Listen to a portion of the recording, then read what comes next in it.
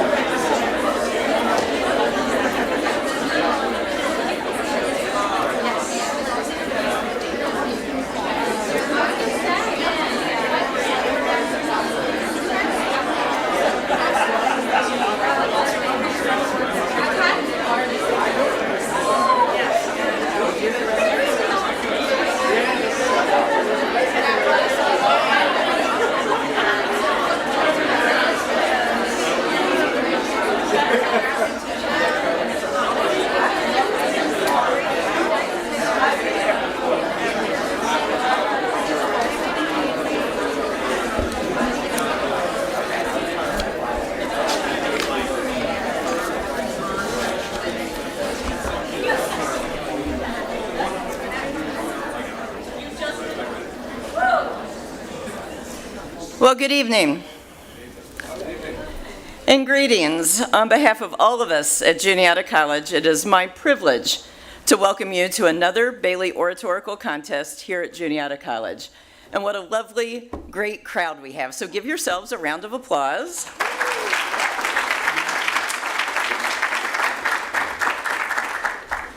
As you know, Juniata is a place that is rich with tradition. And the Bailey's one of my favorites, and I think it's one of our finest traditions because it reflects the seriousness of our academic purpose, it demonstrates our sense of community, it affirms our commitment to service to others, and well, because it's festive and it's fun. And all of these things, I think, are hallmarks of Juniata. The Bailey dates back over a century. It was established in 1910 by Letitia Fisher Bailey, who was the wife of John M. Bailey, and it was established by her son, Thomas F. Bailey. Thomas F. Bailey served as a president judge in Huntington County, and the contest was established by him and his mother in honor of his father and her husband, John M. Bailey, who had also served as a president judge of Huntington County. So the event, given that founding, I think has always connoted some prestige since its creation. And it also was an event that we wanted to honor and signify as a college and reward our students for their participation. So the first Bailey, as you may know, included two prizes, one $25 and one $15. Since then, an endowment that was created by Judge Bailey's son-in-law, the late Colonel Sedgley Thornberry, now supports the Bailey. And tonight, we award three prizes. Our first place winner will win $1,000. Second place will be awarded $700. And our third place recipient will receive $500. And in addition, the name of the winner will be inscribed on an antique loving cup, which was originally presented by Colonel Thornberry's son, Thomas Bailey Thornberry. And so all of that is to say, this is a rich, meaningful tradition.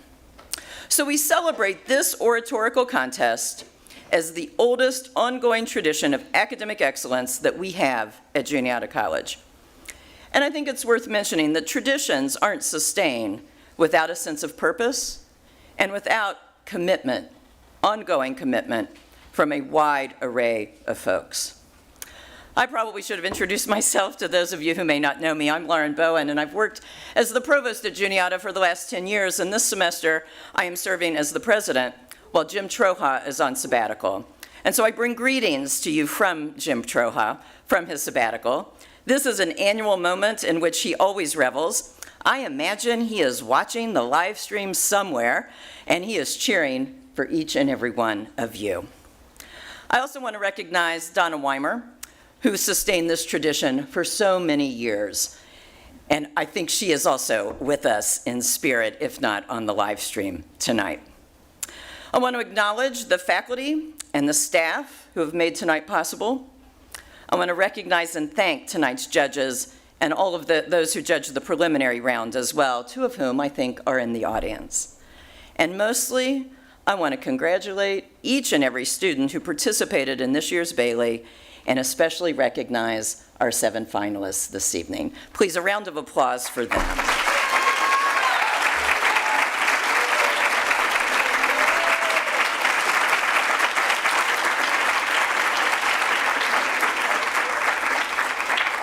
We know it's not easy to put yourself out there. So tonight, our participants will be speaking on this topic. From your perspective, what issue or condition needs to be addressed for individuals and communities to reach their full potential for health and well-being? I look forward to hearing your insights, your challenges, and your wisdom. And now a final thank you. I would like to turn the program over to Dr. Sarah Worley, who is the chair of our communication department, who helped make tonight possible. She will introduce our judges for this evening's contest, and she will moderate the event this evening. Sarah.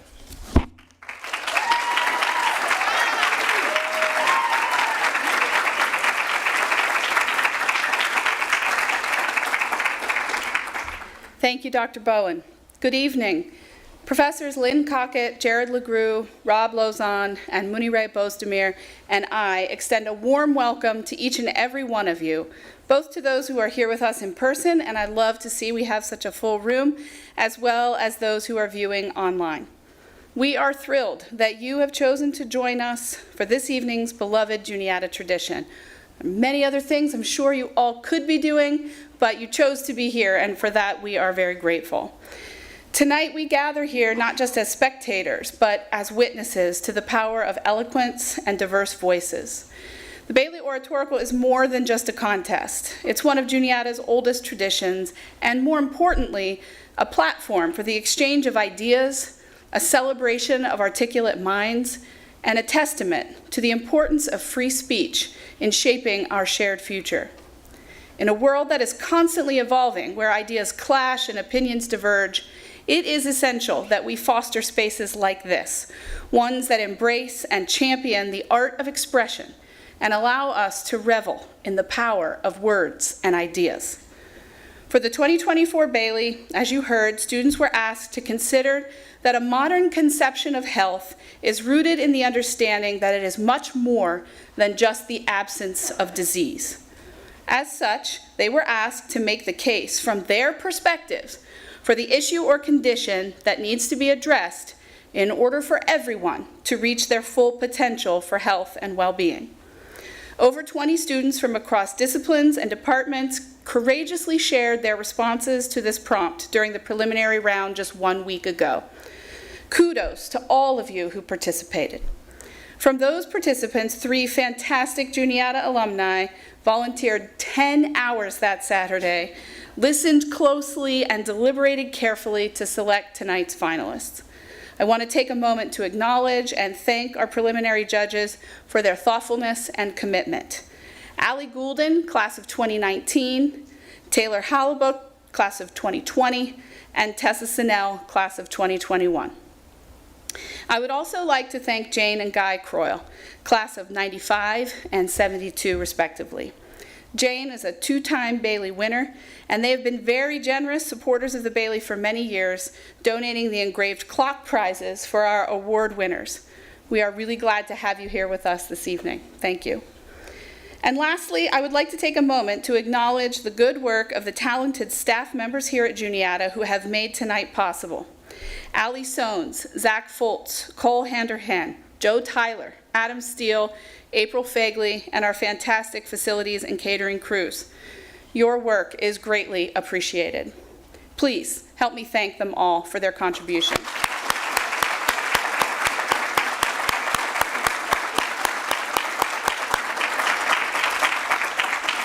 Before we begin the speeches, I need to ask everyone in the room to please silence your phones. Let's make sure we don't have any distractions or interruptions. And also, I need to make just a few more introductions. First, I want to welcome tonight's judges. I will ask that as I say your name, if you could sort of try to stand and wave so they know who you are, that would be great. First, Colton Hallebuck, class of 2015, and two-time Bailey finalist, has cultivated an expertise in marketing through his work in the medical device industry since graduating from Juniata. Currently, he works as a marketing manager for SQLab Incorporated in the Philadelphia area. Brenton Jew Mitchell, class of 2006, is a licensed professional counselor and lover of ideas and people. I put that in, by the way, lover of ideas and people. Yeah, because that's what I know about you. He is currently a member of Penn State Center for Public Diplomacy, World in Conversation faculty, and runs his own counseling business in State College, Pennsylvania. Wendy Melius, a longtime friend and community partner of Juniata, is the executive director of a multi-county center for community action here in central Pennsylvania. She is a leader in this region, serving on many boards and commissions, and is a powerful advocate for strengthening families and communities through collaboration and advocacy. Please help me welcome all of the judges.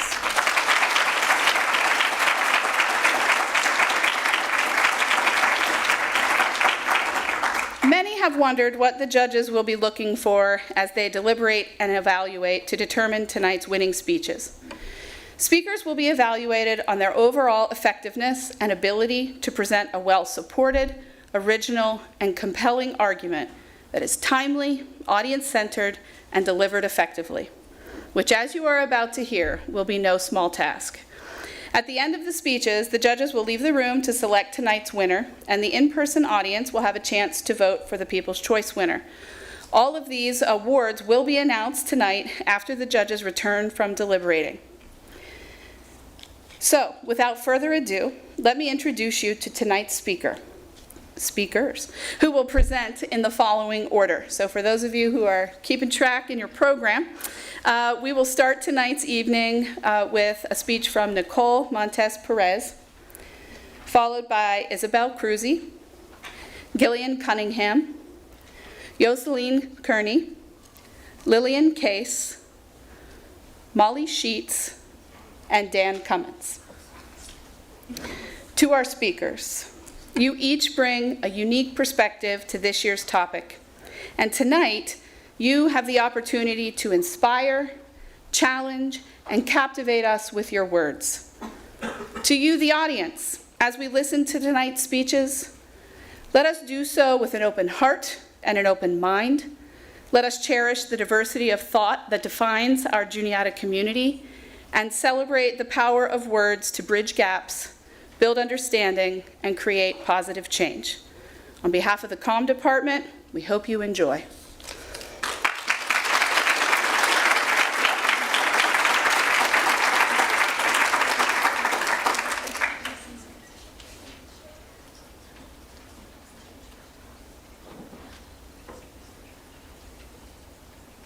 Nicole Montes Pérez.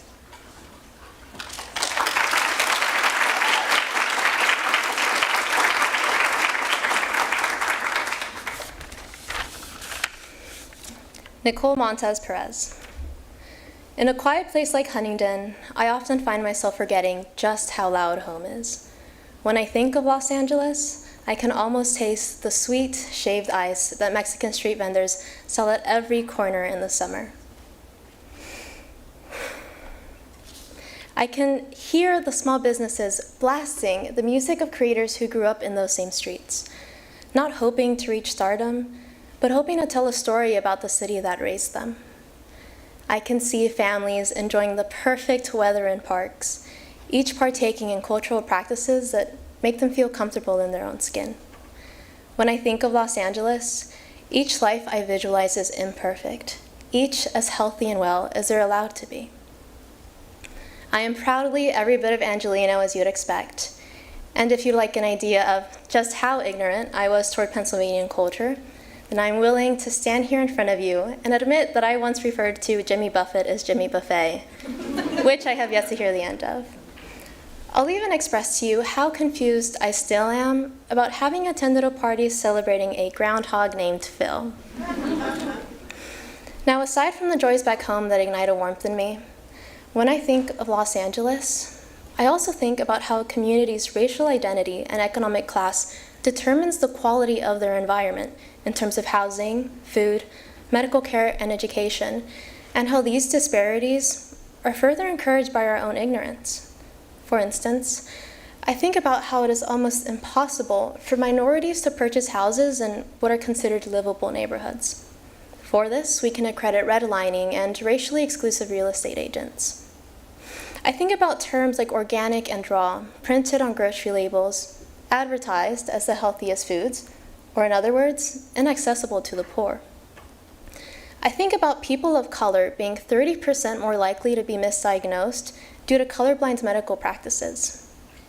I think about a child's economic class determining their capability to succeed in a prestigious school, not their work ethic or academic achievement. Initially, I believe these issues were only prevalent in larger cities like Los Angeles, because LA and Huntington don't exactly seem identical when first compared. But as I pay closer attention to the environment around me, the laughs of children running around the park sound the same. The holidays, as foreign as some of them are to me, are just as cherished, and the people are also as healthy and well as permitted. I use words that refer to permission when describing the health and well-being of these communities because I would also like to bring your attention to the luxury of making decisions. We navigate our lives making one choice after the other, and we often attribute our own lifestyles to this freedom, but never the persistence of the issues I've discussed with you. We choose to complain about obesity rates caused by the overconsumption of fast food, about the population of homeless people in our streets, about the opioid epidemic exhausting government resources, and we choose to make no effort in understanding the foundations of our annoyances. These decisions are what continue to fuel our comfort in abusing our privileges and choosing who to oppress. We seldom acknowledge the circumstances that are forcing these minoritized communities to sacrifice their well-being. We have even assigned virtue in refraining from helping those who refuse to help themselves, and some praise the ability to set such a boundary. But is it still so virtuous when we neglect these communities and proceed to blame them for not being the poster children for health and well-being? When we describe them using adjectives like lazy or undeserving, instead of exploited or failed? We would much rather reside in our own prejudices, because those are more attractive to us than admitting that McDonald's is a convenient meal when parents are working overtime to afford rent. That Medicare is placing families on up to 5-year waiting lists before granting them access to questionably qualified physicians. That the drinking water in cities like Toms River, New Jersey, is so abundant with chemicals that even 8-year-olds are developing stage 4 cancer, that of which requires treatment they can't even afford.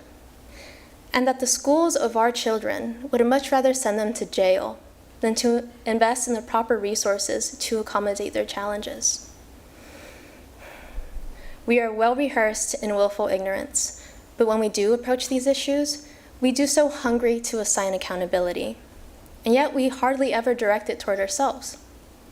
We approach these issues believing they can only be remedied by people with power, and we often underestimate just how much of it we possess. We have the power to participate in local elections that determine the availability of heart-healthy foods to the poor, to volunteer at homeless shelters and donate to them what we can, to engage in meaningful conversations about minorities receiving such poor mental health aid that only abused substances can provide them some relief. We have power and the opportunity to assert it for those who can't afford to. So how do we ensure that every person and every community reaches their full potential for health and well-being? We stop allowing ourselves to believe that we have granted these communities sufficient resources to thrive, because a healthy person isn't only one who eats a balanced diet and exercises frequently. A healthy person is someone who isn't made a prisoner in their own home, a home they were predisposed to live in. A healthy person is someone who can cook a culturally affirming meal and not worry about the economic consequences. A healthy person is someone who can prioritize their mental health and trust that their educational institutions won't punish them for it. People are products of their environment, And if we're truly invested in achieving health equity, it's time we begin providing these communities a platform to not only think about who they are, but to choose who they become.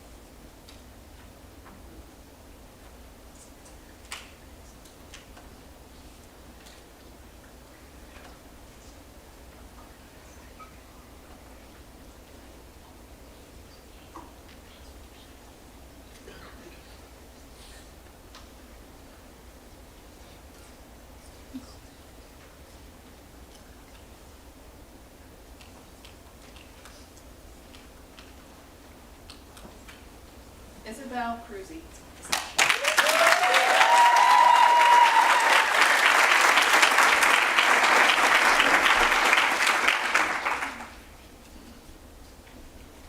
Isabel Kruse. Mattresses. That was my first impression of Juniata. Big, blue mattresses. I grew up in Huntington, so my parents would take me to campus often. On one of our trips, I remember standing outside of VLB and seeing lots of students and professors all around me. All of them held a big blue cushion in front of them, and they were lined up in a circle on the quad. As I watched, they started dropping, one person falling onto the next, until the whole circle had gone from standing upright to being on their backs. I know this sounds bizarre, but it's a real memory I have. In 2009, when I was 7 years old, Juniata College broke the world record for largest human mattress dominoes, with 159 students participating in the event. And I was there watching. This is how I grew up imagining Juniata, as a community of students, faculty, and staff that were engaged and committed to making this campus their place of belonging. However, when I came to campus, I was frustrated to find that this was not my experience. And I'm not alone in this feeling. Across the country, colleges are struggling with record reports of student disengagement. To build a community that supports health and well-being, we need to promote community engagement. This is a crisis of disconnection, but we can solve it with 3 things: culture, connection, and creativity. First, we need to foster a culture of engagement, which Juniata and other colleges currently lack. COVID-19 hit campus during my freshman year, and it's left a lasting impact on students.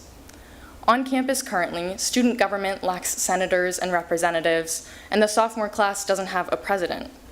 When my friends who graduated come back to visit, they tell me that fewer people attend the Bailey or go to see the speakers we bring on campus. They lament the fact that Juniatians are not as engaged as we used to be. These claims hold true when we look at Juniata's past. In a 1991 version of the Juniatian, the college newspaper which no longer exists, students said that some of their favorite traditions included pig roast, all-class night, the presidential ball, Vengeance Week, the campus snowball fight, and the river regatta. None of these traditions exist at Juniata anymore, and most students have never heard of them. We need to rebuild campus culture because scholars agree that culture serves as the glue that binds an institution, and it leads to positive effects on mental health. The Vice Provost for Student Health and Well-Being at Johns Hopkins said, "It really has to be everybody's responsibility at the university to create a culture of well-being. A culture of engagement is learned and modeled by our community. Neither students nor the administration alone can be expected to create this culture of engagement. It is our job to work together as students, faculty, and staff to cultivate a campus where engagement is the norm. And when we learn how to develop culture at universities, we will be better equipped to create healthy communities after we graduate." Second, we need to foster connection to make people re-engage. But why is connection important? Why does it matter if people go to Lobster Fest or tenting? Well, we should care because engagement is critical for well-being. Researchers of public health at the University of Toronto found that a lack of belonging and participation leads to an increase in mental health disorders. The Mayo Clinic agrees that when we feel like we belong, we are more resilient and effective in dealing with stress and anxiety. Connection is important in all communities, not just colleges, to ensure our health and well-being. And Juniata is just one example of this trend of disconnection across the country. The Chronicle of Higher Education surveyed over 100 professors who described students as defeated, exhausted, and overwhelmed. One professor surveyed believes that students seem to have lost their sense of connection with the university and the university community. This is a nationwide issue. To remedy disengagement, we need deeper connections between community members. On campus, strong relationships with professors are one of the clearest indicators that a student will be successful. When students build a strong foundation of relationships on campus, they won't just be supported for 4 years, but for the rest of their lives. After we have established culture and connection, we need creativity. We have to show students that they belong in our community. More than that, a professor at the University of Texas believes we need to engage students in joyful activities to remind them of their connections. Club dinners, annual traditions, and weekly events are all ways to remind students of their larger purpose and value of their time at school. Practicing how to creatively solve the engagement crisis at school will prepare students for building community even after they graduate. So let's review. Community disengagement is a nationwide issue that affects mental health. To re-engage with each other, we need a culture of engagement, connections to our professors and peers, and creative solutions for hope and belonging.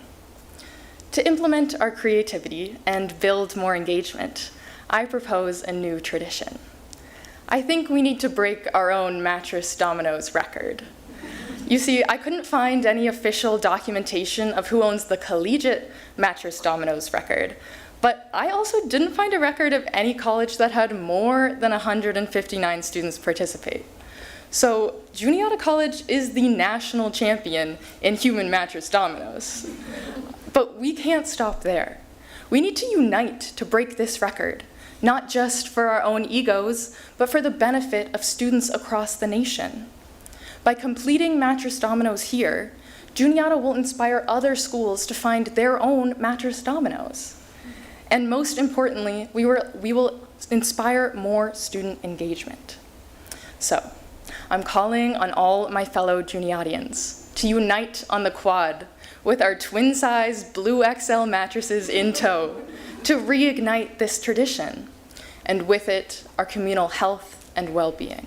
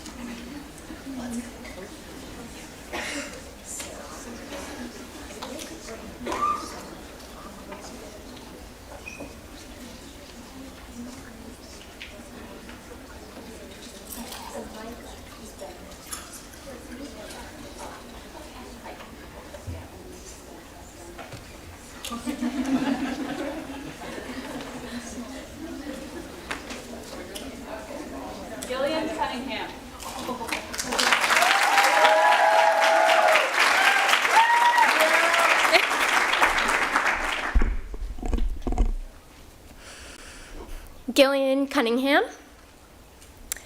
A while back, I could be found as a youthful, innocent student gossiping on the school playground.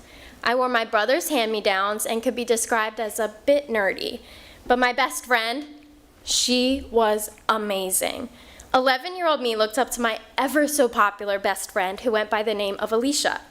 She had blonde hair, had kissed a boy, and had already gotten her period. All the more reason I admired her. A figure of maturity and understanding of the world. One of these 5th grade recesses, we were playing on the obnoxiously yellow school playground, and she had told me some big news. With the look of confidence on her face and the knowledge she held, she informed me that in order for a girl to become pregnant, well, let's just say it was not correct. I was shocked. I dashed off the school bus that day and reiterated to my mom how I was never having kids because of this disgusting discovery I had made on the school playground.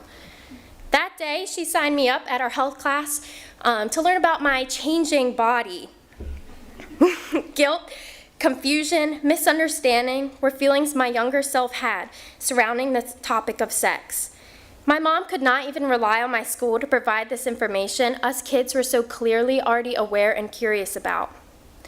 Knowing how your body works is the first step to being able to stand up for your own body and respect the bodies around you, and therefore lead a healthy community lifestyle where everyone feels safe. We need to prioritize CSE in our schools because curious kids need accurate information.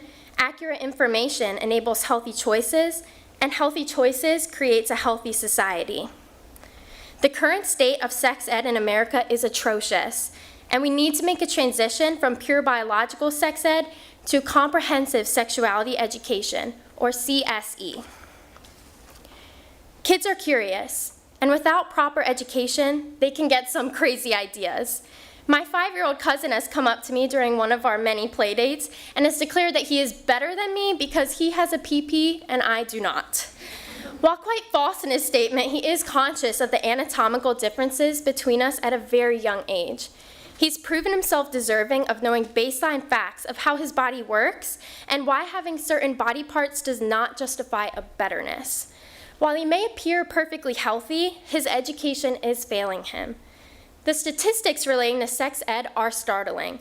According to Planned Parenthood, only 39 states in the District of Columbia require sex or HIV education. In case you forgot, America has 50 states. My home of PA is one that does not require sex ed. Of the states that do, less than half of high schools and a fifth of middle schools teach sex topics deemed essential by the CDC for healthy youth. 37 of 39 states require abstinence to be included in sex ed.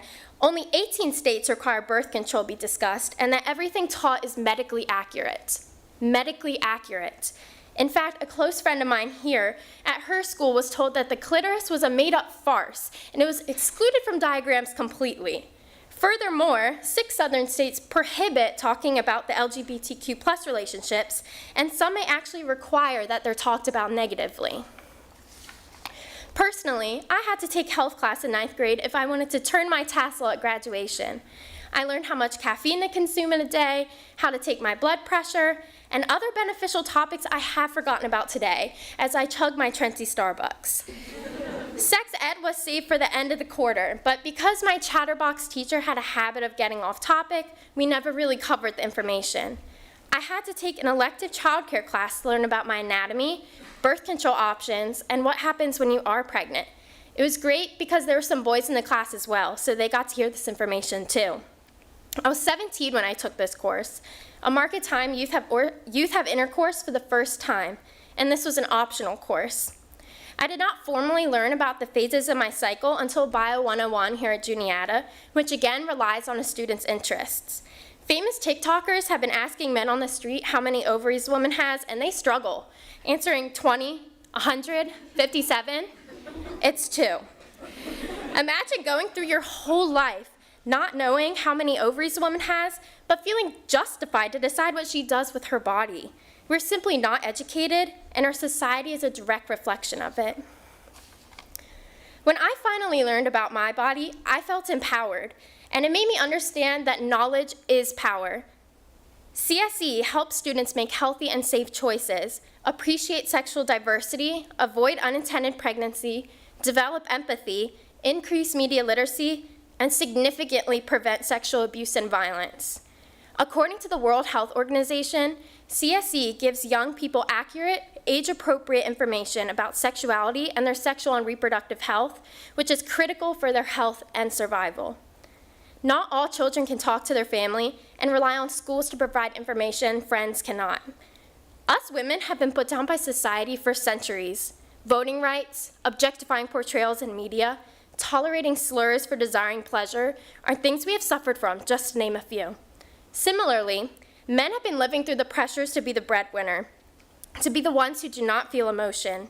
LGBTQ+ have been misunderstood, tormented, deprived of the right to love.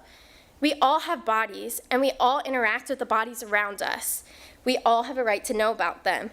We cannot let this be another right we are stripped of. A community is not healthy or whole until we know who we are and how we function as a self. CSE has the capacity of teaching students respect for other sexual identities and genders and becoming a socially healthy society. Our kids are curious, and giving them knowledge gives them power. So here's the knowledge I know to develop a strong social health. In order to accomplish students having self-advocacy over their body, CSE needs to be taught by a professional, not your run-of-the-mill gym teacher. It needs to be early, throughout a student's life, developmentally appropriate, with evidence-based information, and finally, it is crucial to be inclusive of all students and their communities. We fight for the best math education, the best literacy education, the best science education. We advocate for our students in the classroom. Our children will be living in their body their whole lives and need to understand them and their complexities. They're born in them, will live in them, learn in them, work in them, and play in them. It is heartbreaking to look back on those previous feelings that filled my adolescence, and I hope our future generations do not have to suffer through these emotions. Go to school board meetings. Ask questions about your child's curriculum. Consider who you are voting for. Talk to our children. Our social health is in jeopardy. Why not start fighting for the best comprehensive sexuality education, CED, take back our bodies, and take action to make our communities as strong, powerful, knowledgeable, and therefore healthy as possible. Thank you.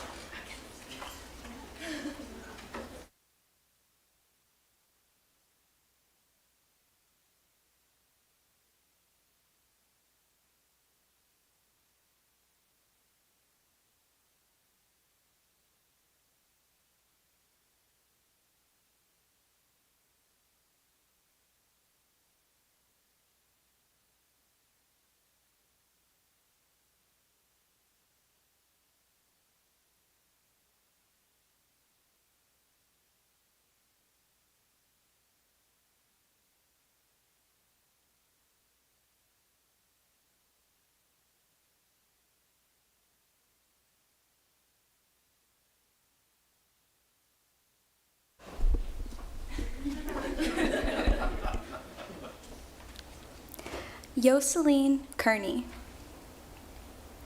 Am I living? As my schedule has become busier, at the most random times I ask myself that question. Like the other day, I was in a staff meeting, and although there was conversation around me, I had this moment of silence where I realized my body was there, but I wasn't. Where was I? To this day, I don't know. This scared me so much I pondered the last time I felt I was living. It was in Costa Rica, spring of 2023, as part of my Ways of Wellbeing course.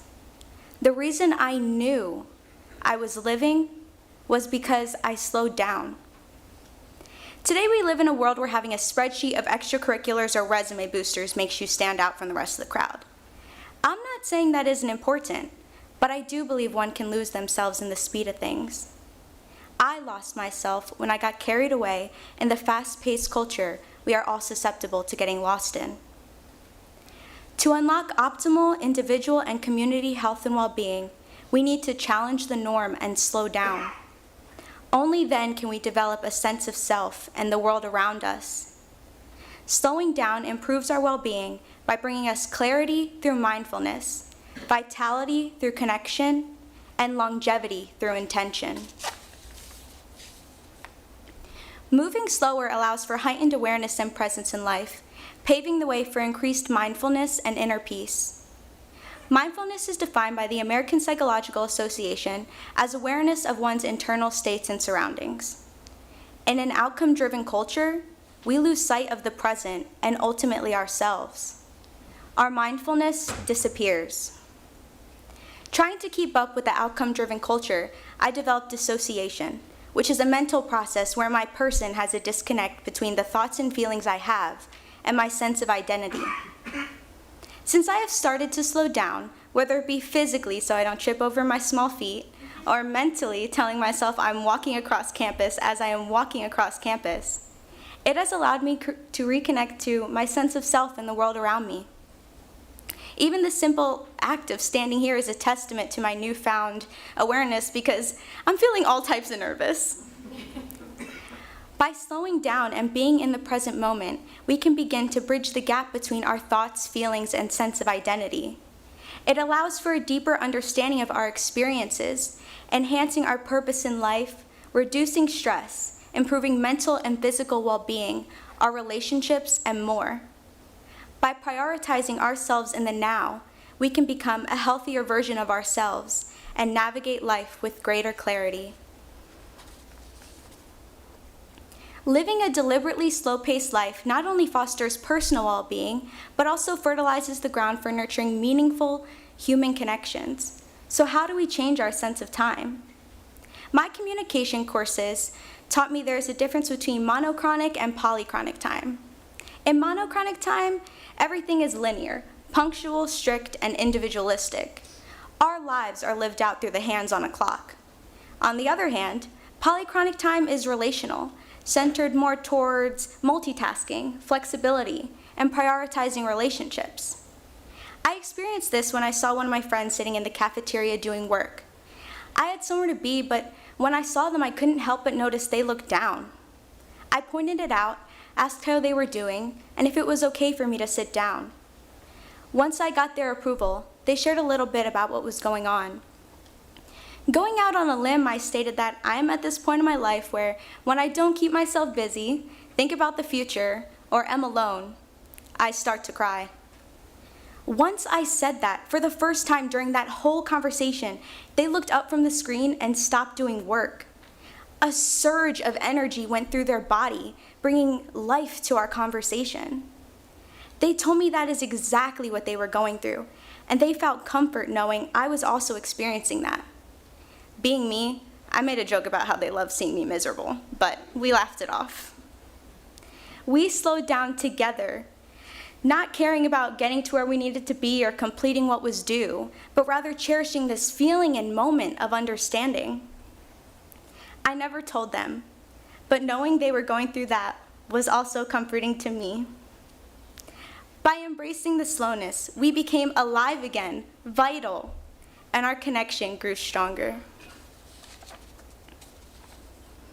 Embracing a slower pace of life to enhance well-being requires intentionality. When I was younger, I remember saying, I want to live till I'm 100. As time went on, that sounded more like a dream. But through my ways of well-being, I discovered the concept of blue zones. Blue zones are regions across the world where people have a scientifically proven longer lifespan. Identified and studied meticulously by experts from various disciplines, these regions encompass Loma Linda, California, Nicoya, Costa Rica, Sardinia, Italy, Ikaria, Greece, and Okinawa, Japan. One significant lifestyle choice prevalent in these blue zones is the practice of downshifting. Downshifting serves as an intentional response to stress experienced by individuals in these regions.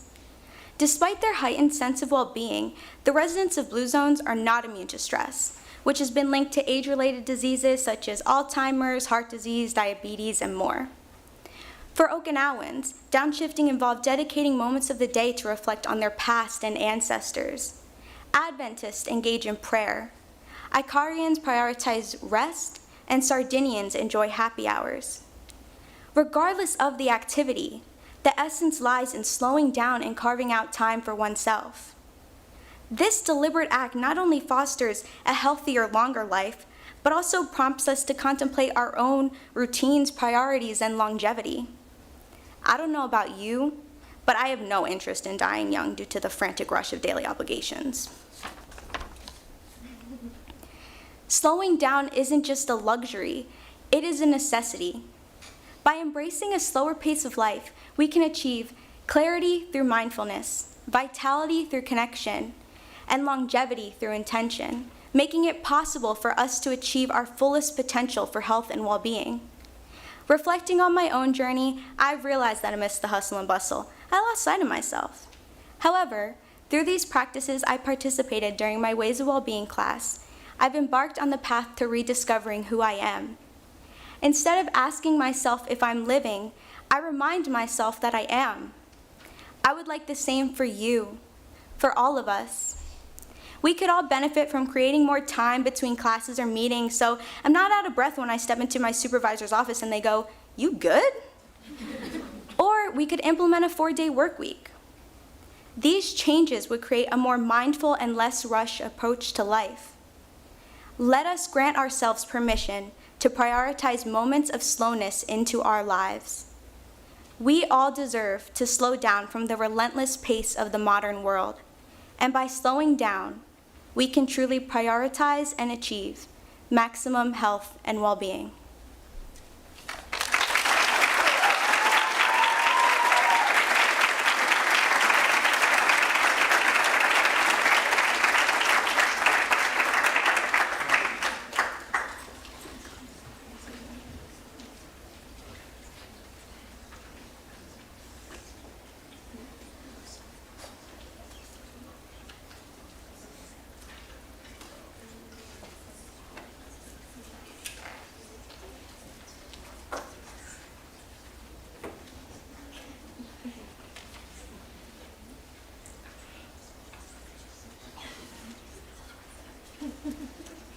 Lillian Kearney.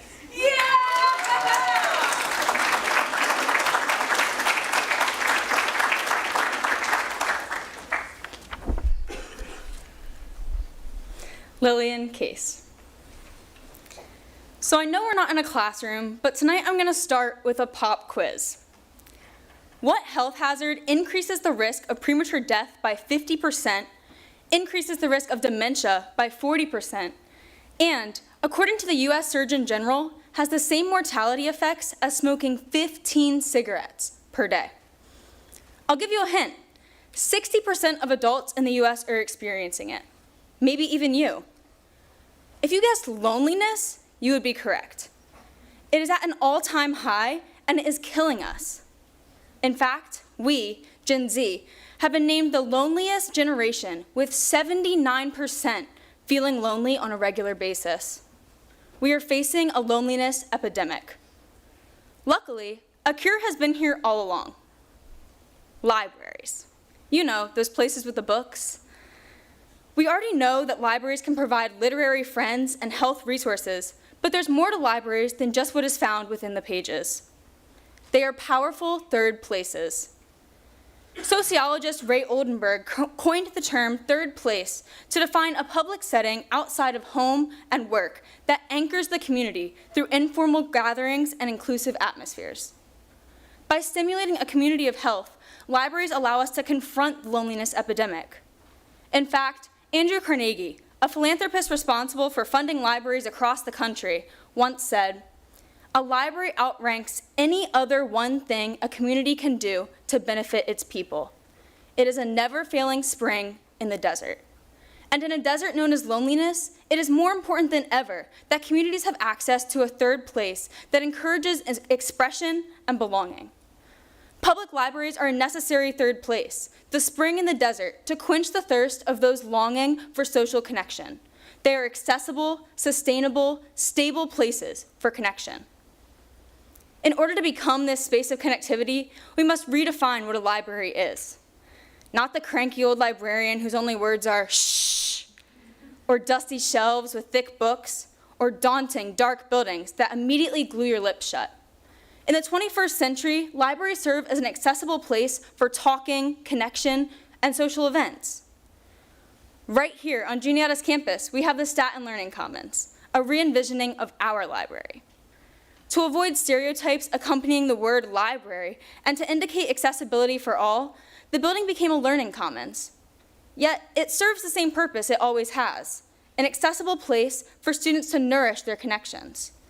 With doors now on both sides, the community is invited to join students in discussion.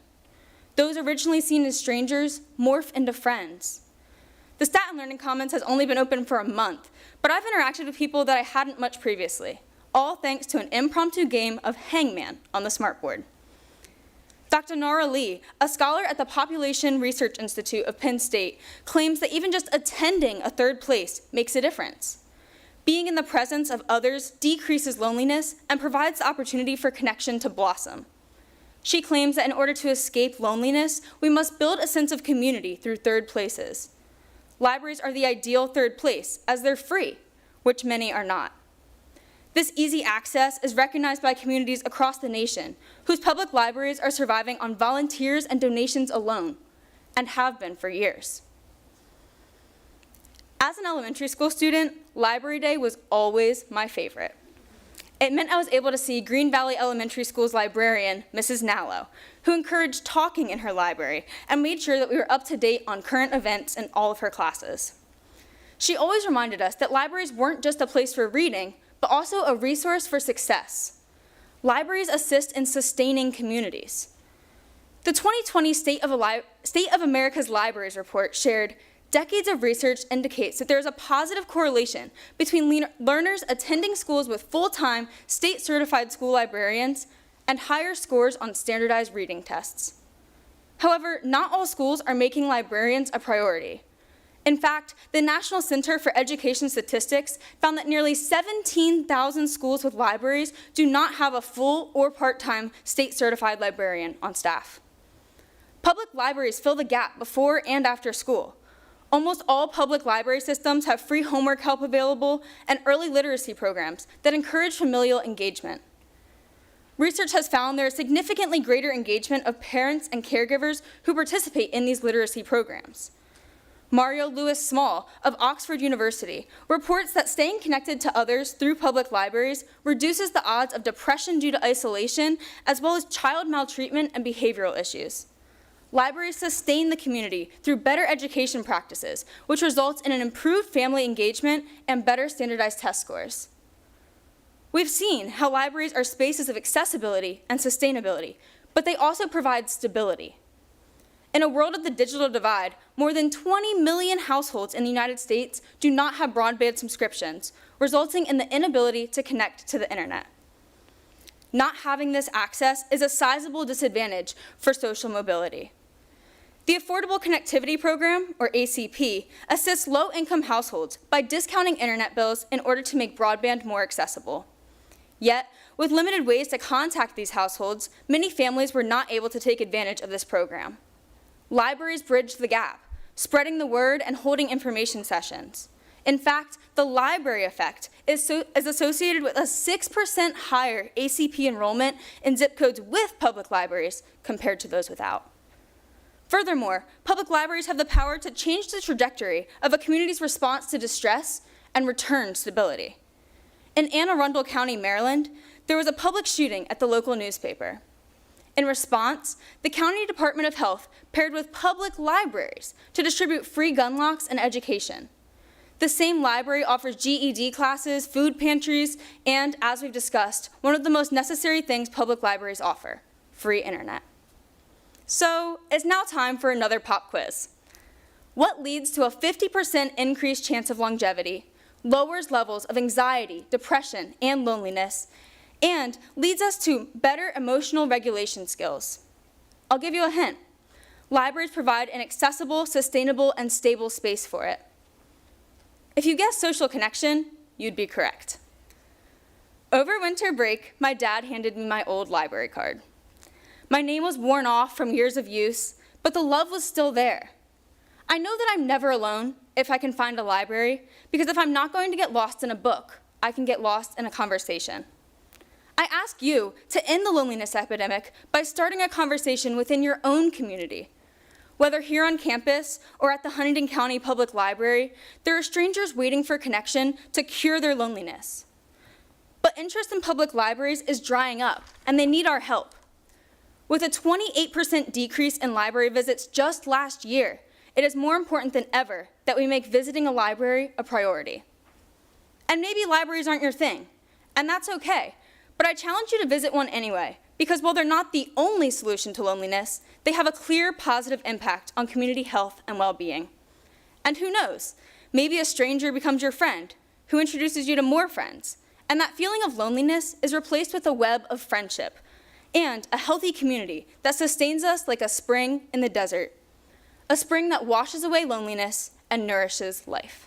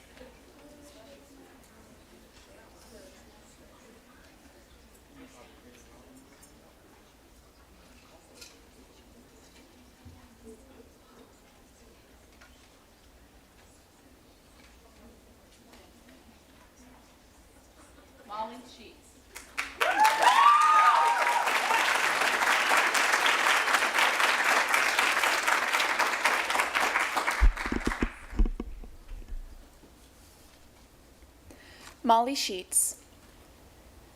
When was the last time you looked at your own body in the mirror in an objective manner? Not evaluating, not judging, not criticizing, but simply acknowledging what was there. For me, I was 8 years old. This mental shift was the product of what we have been taught to think of as healthy by the words used to describe physical bodies. Language is inherently social and shapes the way we view ourselves and others. With subjects such as mental health, physical wellness, and beauty, specific language used can have a major effect, for better or worse. Toxic body discourse is contributing to serious mental distress and results in health consequences. Therefore, to be proactive about well-being, we as a community need to change our words when speaking about physical health. So, how can toxic discourse have such a profound effect? The answer is quite simple. The language we use shapes our reality. Okay, I know, that's quite the claim, but it's true. Think of the classic comment, "Oh wow, have you lost weight? You look amazing." One misguided attempt at giving a compliment can end up perpetuating a harmful cycle. And this just goes to show how much our communication dictates what we believe and value. So how does this connect to physical health conversation and mental well-being? Well, right now, the language that contributes the most to the conversation of physical wellness has been irrevocably tied to our society's beauty standard, and that standard is still, in 2024, thin. Current health conversation deems weight a moral failing of the individual rather than a combination of genetic and environmental factors which may or may not be under the individual's control. Think weight loss workout TikToks, pervasive diet culture in all forms of media, and supposedly well-meaning relatives giving unsolicited advice at family gatherings. What makes this pervasive discourse even sadder is that there is no definitive connection between weight and health outside of what our beauty standard tells us. According to nearly 24 studies done at UCLA and the University of Minnesota, there is, and I quote, "no clear relationship between weight loss and health outcomes." Many health issues assumed to belong solely to larger people, such as high cholesterol and diabetes, also often impact people of average weight.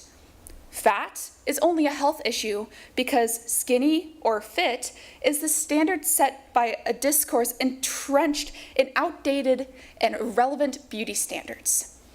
This intertwining of health and beauty standards has a serious impact on the mental health of the general public. Because weight is viewed as a problem in and of itself, those who are heavier than what our culture deems healthy deal with immense pressure to lose weight.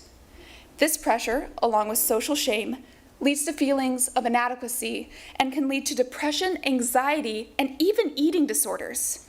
A 2014 article done by the Journal of Obesity discusses the need of healthcare providers to be mindful of the enormous social pressures to focus on weight loss that can make people feel unwelcome, invisible, and shamed, emotions that lead to mental health disorders. According to a Medical News Today article, college students like you and me are more likely to show symptoms of anxiety and depression after experiencing weight stigma. What current health rhetoric fails to remember is that health involves both the mind and body, and with the body under fire, the mind can never find peace. Mental health is something that has become increasingly understood as an important component of overall well-being. Why, then, is mental health being sacrificed to a judgmental and outdated idea of what healthy is supposed to look like? Mental wellness is not the only victim of outdated language of physical health. Physical health itself has also taken a toll. According to the same Medical News Today article, the same college students who deal with higher rates of depression and anxiety also are more likely to experience eating disorders. And eating disorders, as horrifying as they are not the only possible outcome of body shaming. Anxiety and depression can also cause harm to people's physical health.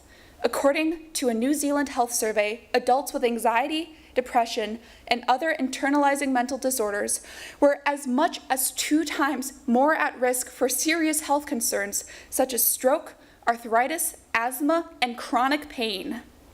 This is just compounded by the systemic bias the medical field has against larger bodies. We have all undoubtedly heard stories of, or have experienced ourselves, doctors classifying a patient's symptoms as nothing but a weight problem because they have been trained to do so. This bias just further continues the cycle. So how can we break out of this vicious cycle of toxic discourse, mental distress, and physical health consequences? The key is analyzing the language of health and making a conscious effort to recognize the influence our society's beauty standard has on our notions of wellness. Many of the words we use to discuss larger bodies are inherently discriminatory and dehumanizing. The term obese, for example, is often used to refer to everyone over a certain size, despite obesity being a type of disease, not a type of body. The term overweight implies that there is some correct weight we need to adhere to, and fat, while in the process of being reclaimed, has been weaponized for years. The tragedy is that systemic bias against people who don't fit the prescribed beauty standard runs so deep that non-toxic language can be hard to find. All the more reason to use compassionate language, whether you're speaking publicly, with friends, or just looking at yourself in the mirror. It's starting small, but the words you use have the power to either reinforce or deconstruct the harmful body-shaming discourse that permeates our everyday life. We all want to see the world become a better, healthier place.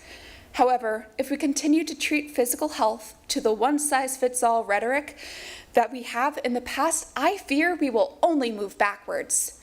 Yes, better health will eventually look like widespread societal change, but at first must look like more compassionate and accurate language.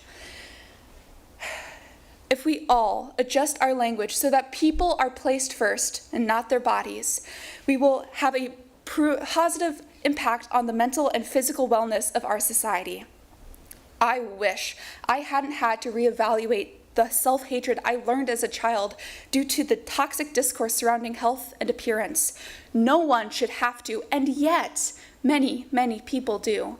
So, for the sake of your little siblings, your nieces and nephews, every child you see, for the sake of your younger you, I implore you, the next time you go to talk about a person's health, choose language that is healthy.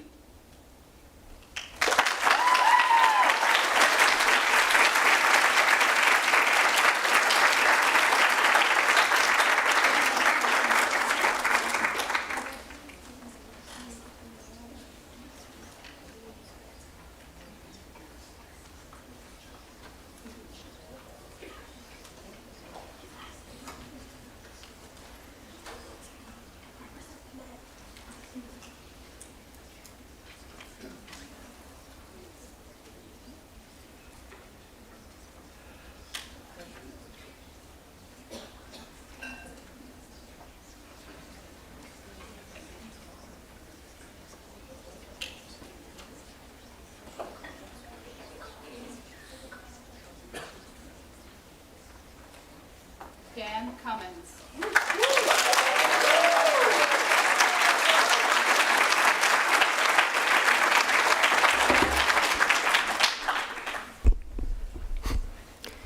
Dan Cummins. What if I told you that everyone in this room right now, myself included, has an addiction? And not just any addiction, but one that will take 10 years off our lives. What might you do differently? Now, we're all familiar with the common substances and activities that can lead us to become addicted. Drinking alcohol, smoking cigarettes, doing drugs, gambling. These are all things we're told about, things we're taught to avoid. But this addiction is shared among everyone in this room. It's something different. It's not something that we're taught to avoid.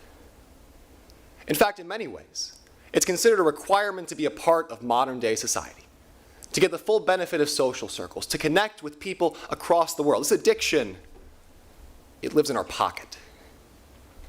The average American spends 3.25 hours per day looking at their phone. Extend that over a 77-year lifespan, you have 10 years of your life gone, just like that. 10 years of your life you could spend with your older loved ones before they're gone. 10 years of your life you could spend looking for a spouse, starting a family. 10 years of your life you could spend building a career spent instead in the isolating company of your cell phone. For the individuals of our community to reach their full potential for health and well-being, we need to address our addiction to our phones. To do so will require a radical new approach that allows us to reprogram our brains. Today, I'm going to talk about why it's so hard to quit using our phones and how we can change the structure of our brain to circumvent this problem. First, it's nothing new to say we need to use our phones less. For decades now, scientists have been talking about the huge amount of time we spend staring at screens. The information is out there, and I think most of us would agree we have a problem when it comes to limiting time on our phones. I know I do. I look around the cafeteria here at Juniata, this special place of community, and I see students facing each other with their face in their phones. Not speaking, not interacting, but texting, Snapchatting, Instagramming. I know this is happening because I find myself doing it too. This problem, it's not insignificant. It's a fight for the very lifeblood of our community, for the connections that have held us together for over 100 years. Our community is dying, and we need to treat the electronic rot that is killing it. So knowing all this, why haven't we quit using our phones so much? We haven't quit because we can't. The way our brains are wired, going cold turkey just isn't going to work. You see, through our evolutionary history, our brains have developed a sort of reward system, where every time we performed an action essential to our survival, our brains, they gave us a good feeling. We eat food, we get a hit of dopamine. We socialize with others. As is often necessary to survive in the wilderness, we get that same hit of dopamine. And for thousands of years, this system, it worked great. It kept us on top of the evolutionary food chain. It kept us alive. But our brains have been slow to adapt to the modern era. What else triggers a rush of dopamine? Heroin, methamphetamines, and our phones. Research by Dr. Anna Lemke has shown that every single time we check our phones, we get a hit of dopamine. Every text, every email, every Snapchat, every time that phone comes up to our face, the dopamine, it comes flooding in. Our attention span for everything else shortens. Our life revolves around our device. We become addicted to these quick hits of dopamine. Our phone is designed to demand our attention. The device is devastatingly effective at that purpose.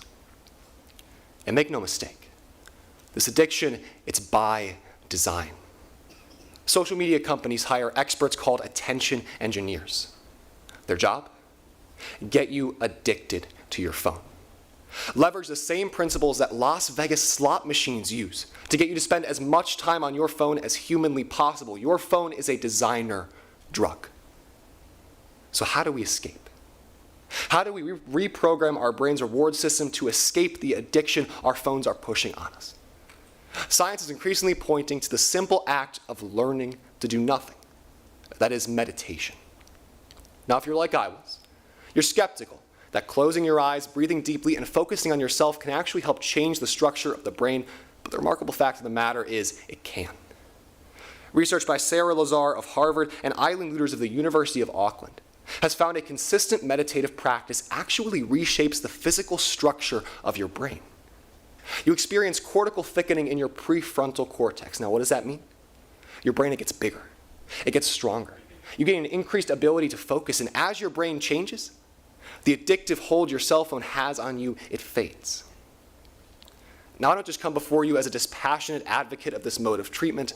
I'm a recipient of it. Just like Juniata College is experiencing this problem, the unique academic environment here can help solve it. Through the college's generous study abroad program, I had the chance to travel to Costa Rica, to engage in a consistent meditative practice, and to break up with my phone. Through the practices I learned there and have practiced every day since, I found myself less connected with my device, less distracted by notifications, more present. And as you increase your capacity for attention, you'll find yourself more able to spend time with family and friends without being distracted by the notifications on your phone. You'll begin to notice things around you, the beauty of nature at our Peace Chapel and the cliffs, the amazing people that make up this kind community, the excellence this special place exudes. And as you notice these things, you will break free of the addictive hold of your cell phone. Now, that's not to say it's an easy thing to cultivate a mindfulness practice. It can be difficult to learn to close your eyes and breathe in and out without the entertainment of your cell phone. But the research is there. The effects, they're remarkable, and the effort is worth it. So I urge you, the next time you feel the need to scroll through Instagram, to look at Snapchat, to stare at YouTube, instead, just sit. Take a deep breath and focus. Sit for 5 minutes, 10 minutes, however long you can manage. Focus on your breath, on the way your body is feeling, on the sounds around you. Focus on the present moment. If this practice allows you to take even 1 hour off of your cell phone use per day, that's 3 years of your life you've just taken back. So break free from your cell phone, meditate, and decide what you want to do with those 3 years. Thank you.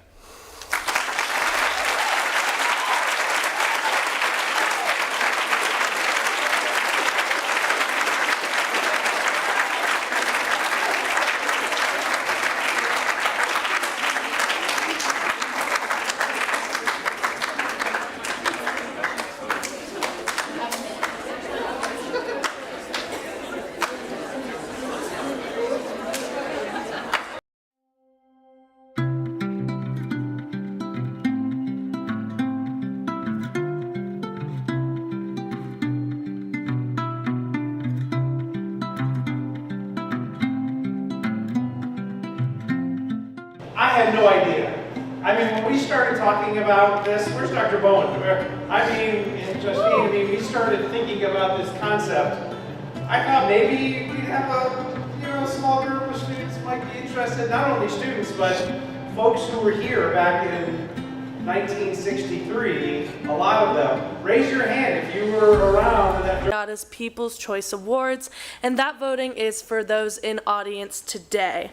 It'll be open for about 10 minutes until the judges.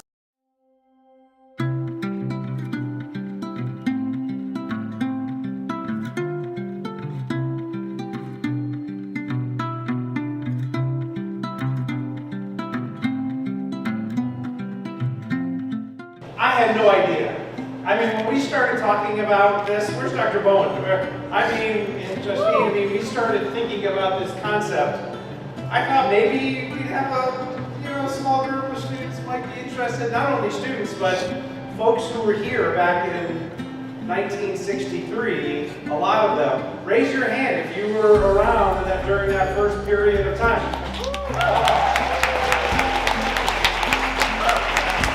I'm grateful to be here, and I wish you all a great time with it. We want to thank you for your energy and your enthusiasm and your unwavering support as we recreate this historic moment.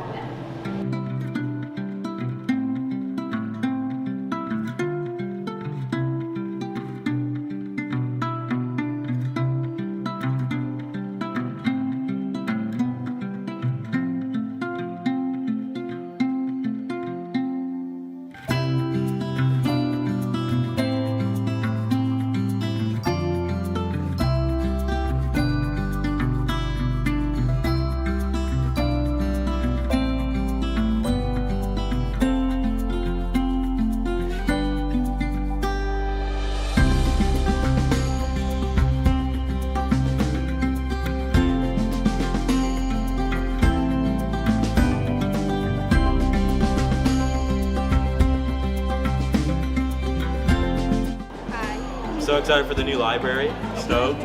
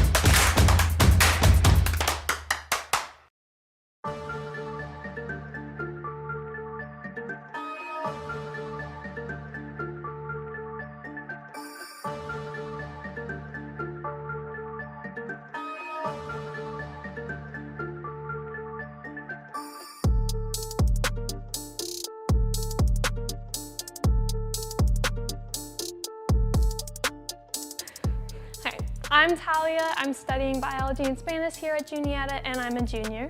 I'm Gabby. I'm studying early childhood and special education here at Juniata, and I'm also a junior. And we are Juniata College's Kick Line. We are the co-presidents of Kick Line and Dance Ensemble, and we are hosting Mr. Juniata. Mr. Juniata is basically a spoof beauty pageant put on by two guys from each year, so two freshmen, sophomore, juniors, and seniors.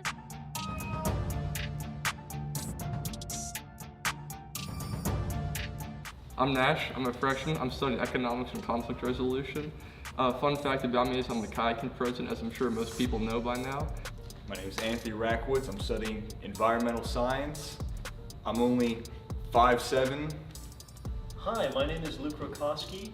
I am a sophomore studying finance. I like to sing opera for fun. Hi, I'm John. I'm a sophomore here at Juniata. I'm a finance POE. I can eat a large buffalo chicken pizza in 17 minutes and 23 seconds. What's up, y'all? My name is Tim. I'm a junior studying psychology as my POE. A fun fact about me, I eat pizza with ranch, but blue cheese with chicken wings. And so. Hey, my name is Frank Dorman. I'm a chemistry POE here at Juniata, and I'm a junior. I can do music. That's all I can do. I have no other special abilities or talents whatsoever. Hey, my name's Sam Reed, and I'm a senior here participating in Mr. Juniata. I'm studying politics and criminal justice, and a fun fact about me is that I'm a registered weapon. Hello, my name is Moshe Gasson. My POE is French Secondary Education. I'm from Pittsburgh, Pennsylvania.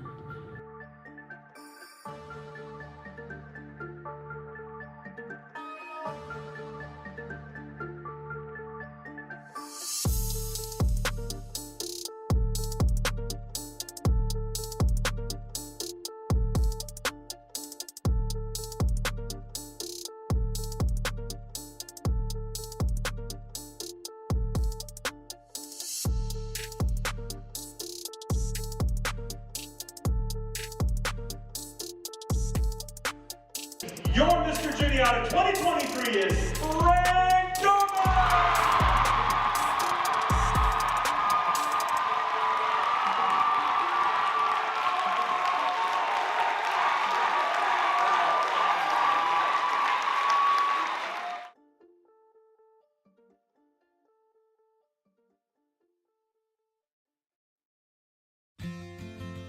This is the inaugural year of Graduation Forest. Graduation Forest was an idea that came to me during Parisha Shah's graduation speech last year. I looked around and I saw hundreds of students and I thought, what if every single one of these kids planted a tree every year? And we could have a gradually growing forest that they could come visit. We are putting in 150 native trees and shrubs in what will become Graduation Forest. This is a forest that is visitable in the future by folks who plant. They're putting down roots and they can come and see a tree and be part of this place. Hey guys, I'm Lillian. I'm Morgan. And we're field hockey student athletes here at Juniata, and today we're going to be taking you along for a day in the woods. Alright, so we had a really big win last night. I'm anticipating that today's lift is going to be a lot of rolling out, some band stretching. Hopefully we do like meditation, breathing exercises, because we're all a little bit sore.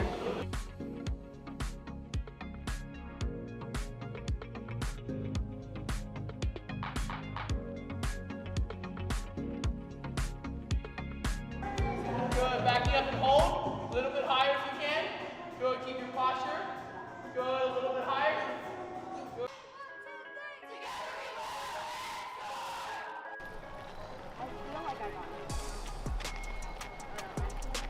Hey guys, it's a little bit later in the day. It's time for practice, so we're gonna get going.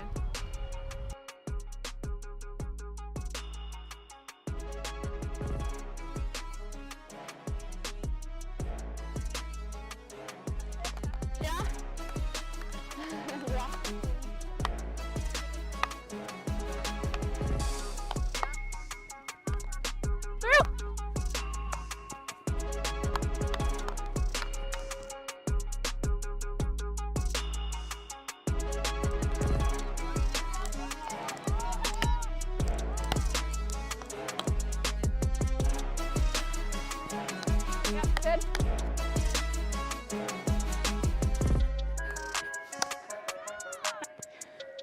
That's it. You got low, you got low. Yeah, I'm holding.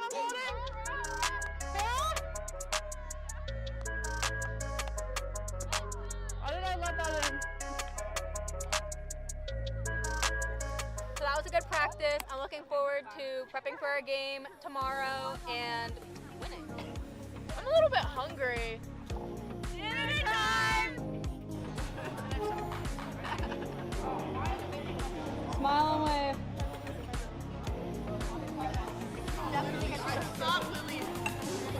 Smile and wave. Well, we're wrapping it up for tonight and heading to bed after we shower. But thanks for following along for today.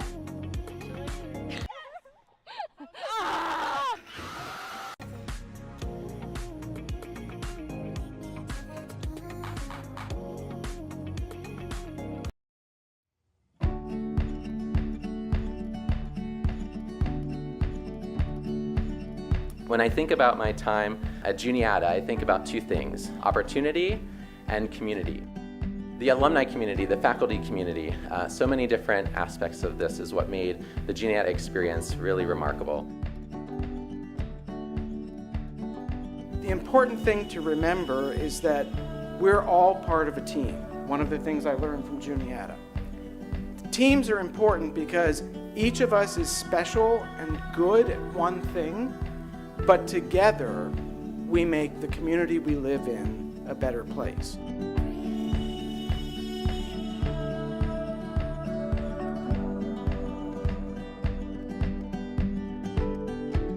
As Nobel Prize-winning American novelist Ernest Hemingway once said, "It is good to have an end to journey toward, but it is a journey that matters in the end." During my time at Juniata, I've had more priceless experiences than you could ever count, and really a journey that I'll never forget.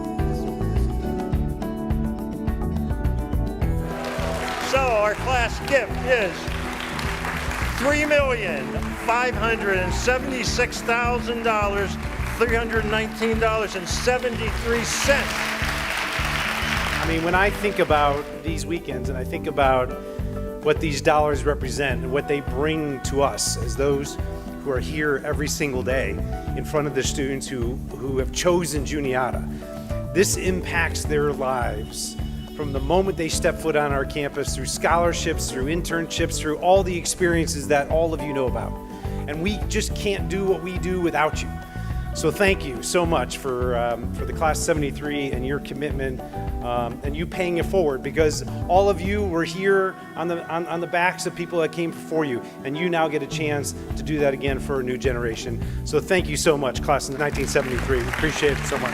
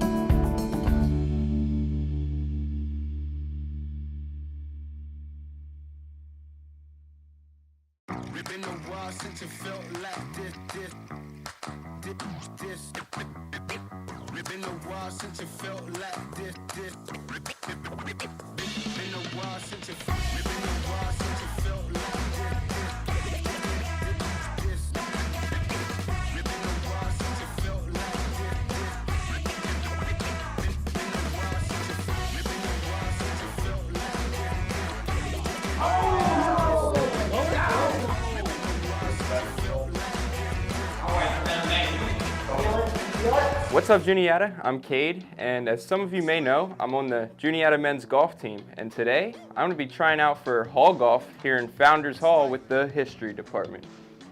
See how I do. I'm going to be using my brand new Titleist Scotty camera putter and my tailor-made Juniata College golf ball. I mean, that's nice equipment, but I don't know if that's Hall Golf equipment. How do you think I'll do today, Professor Tootin? Well, it's not easy to say. I haven't seen you try yet, but I do remember the very first time President Troja attempted Hall Golf in this very hall. Hole in one. You got big shoes to fill. All right, let's see if I can do it. We should go over the vital rules of Hall Golf. Now, Hall Golf is a lot like miniature golf, but it's bigger and better.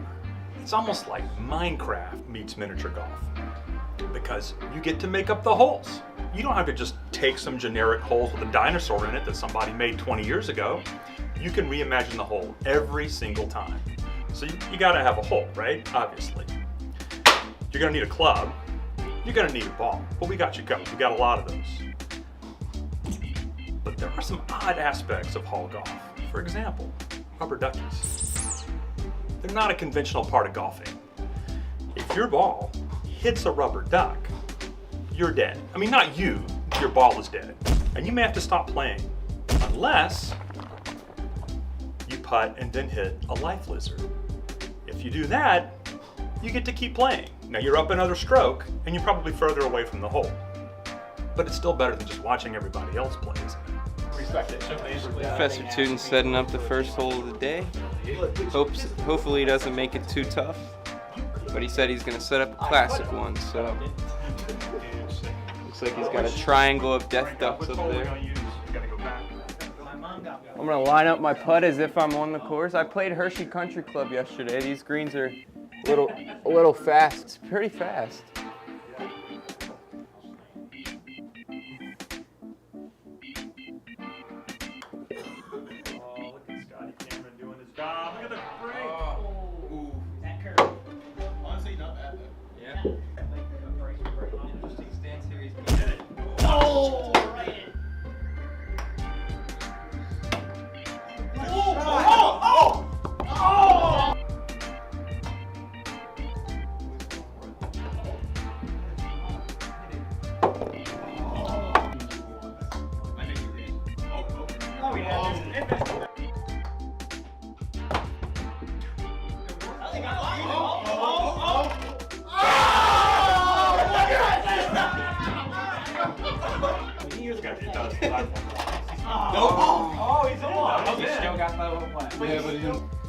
So I've already lost one hole. Next hole is a labyrinth between these desks here. Who's first? It's the designer. The designer goes first. Where should we start? Should we start? Cross country. Okay. Cross country. You know what? I think I might need my driver for this one.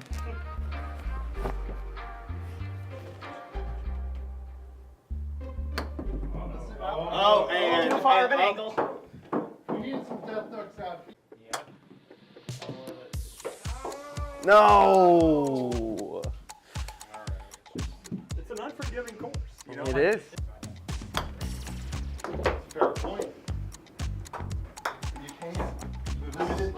Not what I was hoping for. Exactly what I wanted to do there. Set myself up great here. Oh, I got a straight shot at the hole here. Look at that. I got a shot at the hole. See that? Straight through there.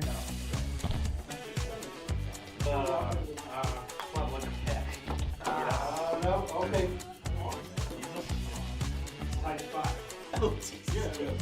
No, too far. This is expendable. Who has health insurance? Here it comes.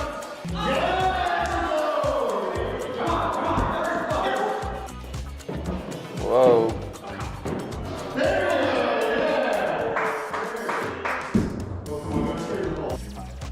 Oh, that was so bad. I'm not doing good at the hole golf, man. Oh, come on, go down.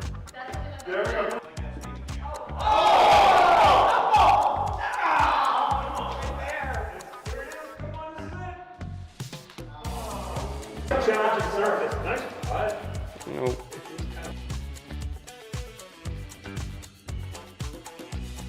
I'm gonna design my own course, my own hole now. Only fitting that we put the hole down here by the president's office, down here on the 3rd floor of Founders Hall. Gonna put some death ducks down in this area here. Death duck. Death duck.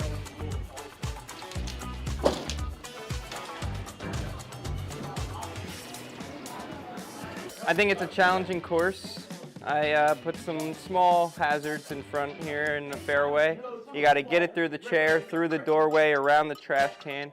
Avoid the death ducks in the middle of the intersection of the hallway. It's a straight dog leg left. Once you get out there, it means you got to go 90 degrees left down the main hallway towards the president's office, and there's some even more random hazards in front of the hole. Here we go. First putt.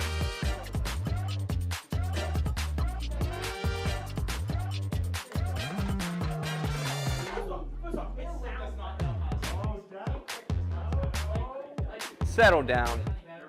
I think that's a pretty decent first shot. That is decent. No! Oh, so close. Oh! I'm watching my feet.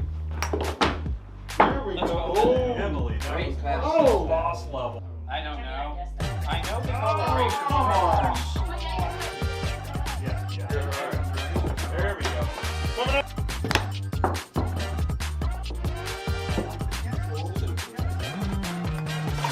There it is. So that was.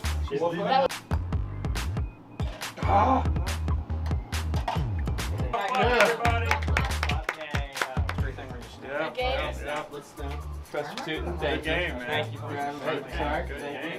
Thank you. Back here. Hey, thanks for letting me play with you guys. An honor playing with you. Yes. All right, Hall Golf wasn't my day-to-day at Hall Golf.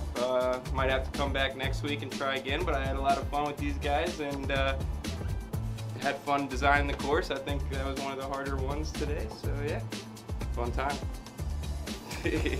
Well, Hall Golf's just not like real golf, that's for sure. Now to go to the real course.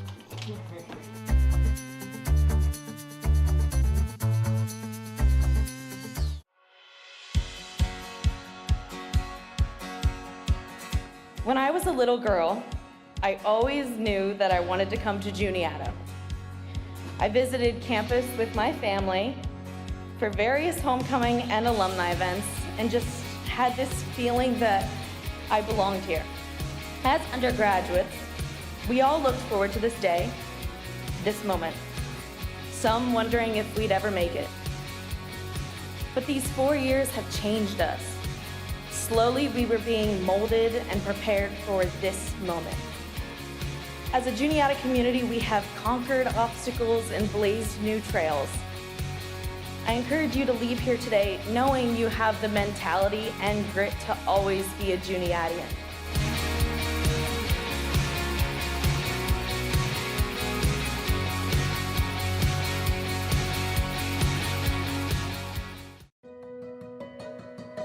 It's part of who you are, you know, it's like breathing when you sing. Hi, my name is Gillian, and I've been involved in concert choir for all 4 years of college. I'm Russ Shelley.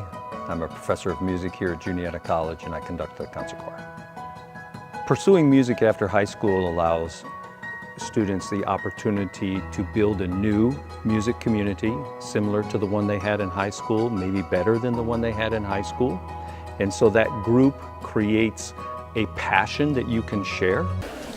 Without further ado, I am thrilled to announce that this year's People's Choice Award goes to Isabel Kruse.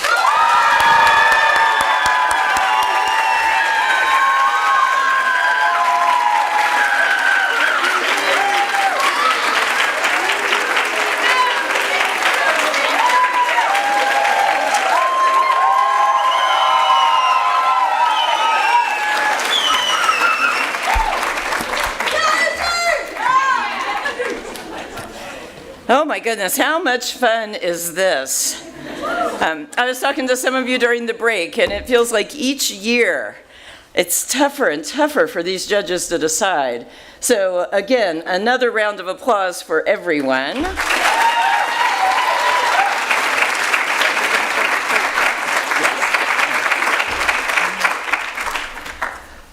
So before I announce the winners, let me just say this. Paul Farmer is one of my heroes.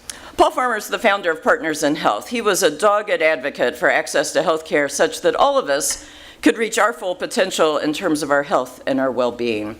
So as I prepare to announce the winners, it seems apt to quote him from a volume entitled To Repair the World. And he says this, "With rare exceptions, all of your most important achievements on this planet will come from working with others, or in a word, partnership." And I think that spirit of partnership is what defines the Bailey, given the careful and thoughtful preparation which you have engaged in concert with your mentors, your friends, your advisors. I think all of you, the students, the supporters, the families, the audience members, are modeling partnership tonight. And so congratulations to all of you. And with that, in third place in this year's Bailey Oratorical, please join me in congratulating Gillian Cunningham.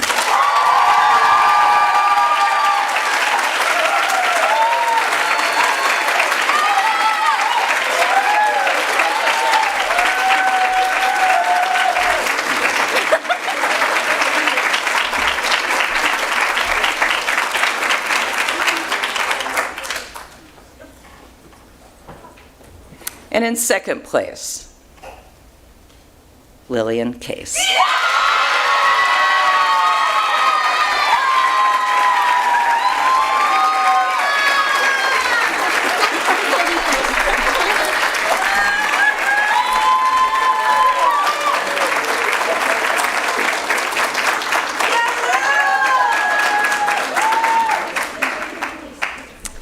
And the 2024 champion in this year's Bailey Oratorical, please give it up for Dan Cummins.